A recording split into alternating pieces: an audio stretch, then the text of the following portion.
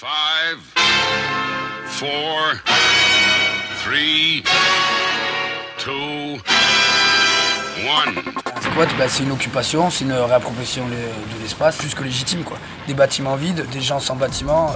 Là, en l'occurrence, c'est un lieu abandonné qui sert à rien depuis un moment, et du coup, nous, ça répond à une urgence, quoi. Ça répond à...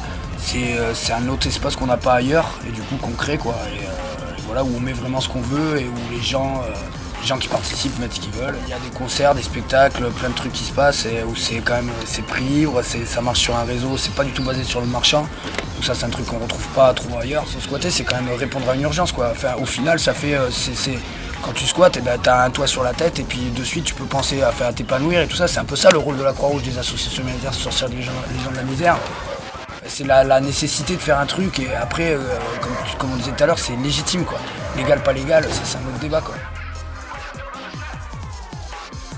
C'est la même histoire. À chaque fois, c'est une histoire qui se répète. C'est des gens qui trouvent un moyen d'exister autrement, en étant responsables. Et ils se trouvent en face de la police, des CRS, de l'État, ou d'une société qui va racheter ici pour vendre aux bourgeois qui ont déjà énormément d'argent. Croix-Rouge, en fait, ça s'est passé super vite. En fait, on arrive dans les lieux genre en novembre, en décembre, on a eu la décision du tribunal le 15 décembre, et le 15 janvier plutôt. En décembre, on a commencé à faire des concerts. En 15 janvier, paf, on était déjà expulsable, plus 1 000 € de dommages et intérêts. Et voilà, quoi.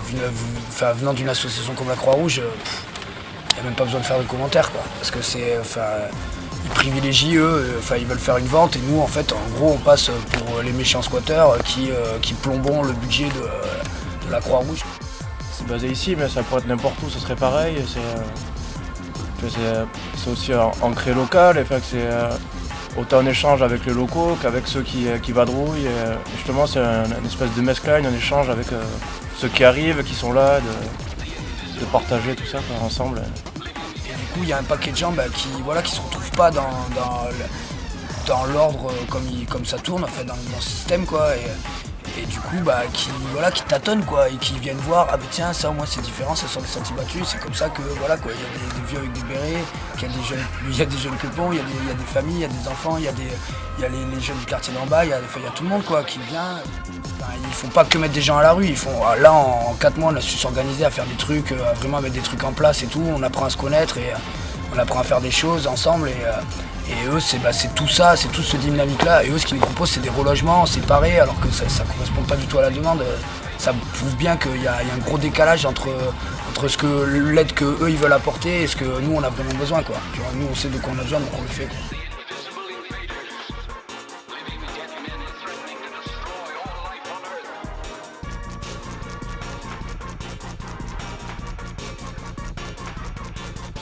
It's too fantastic to believe.